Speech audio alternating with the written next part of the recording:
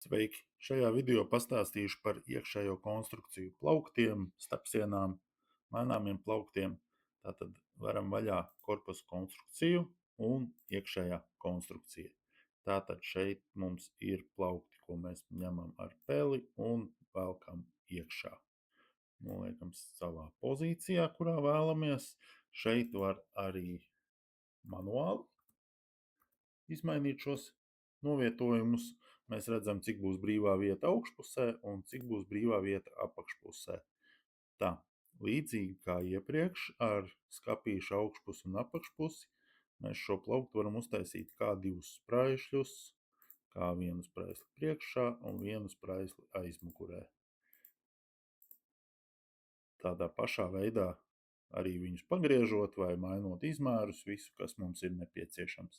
Tā plauktam mēs varam nomainīt biezumu un izveidot atstarpi priekšpusē vai arī aizmugurē. Tātad, lūk, mēs esam ielikuši plauktu.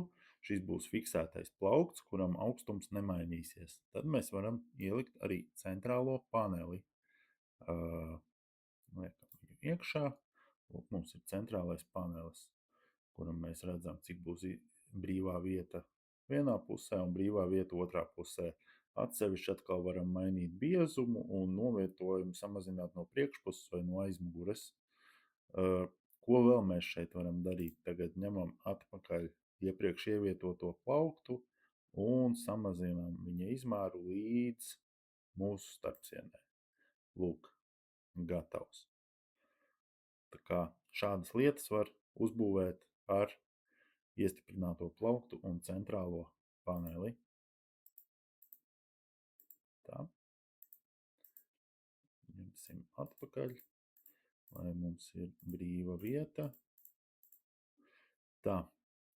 Plaukts bija, centrālais panelis bija. Tagad liekam iekšā maināmo plauktu.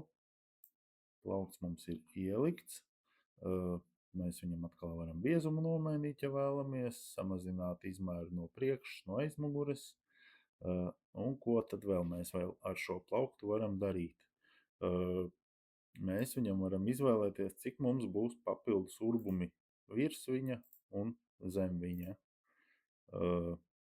Tīkls nozīmē attālums starp urbumiem. Mašīnu urpšanā tas parasti ir 32 mm, bet mēs, kā taisam savu individuālu skatīti, mēs 50 mm. Lūk, šie urbumi ir 5 cm attālumā viens no otra. Tā, vēl mēs varam izmainīt urbumu attālumus no priekšpuses, no aizmugures, kas pēc noklusējuma ir 37 mm, bet, ja jūs vēlaties, jūs šo varat mainīt. Urbuma diametru mēs nomainīsim uz 3, kas būs mazāk uzkrītošs.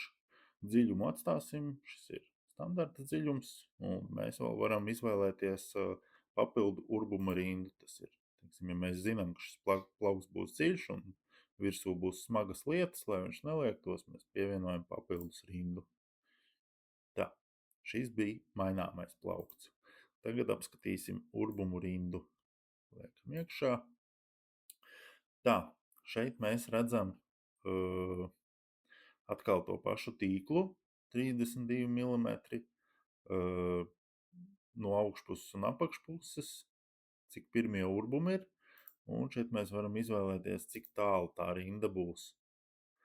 Jo šie izmēri ir secīgi attiecīgajiem mūsu tīkla urbumiem, cik viņi tālu viens no otra. Un šādi mēs varam pielikt klāt vai noņemt no šos urbumus. Simetrisks varam viņus uztaisīt vienādi no augšas, no apakšas. Diametru varam atkal nomainīt.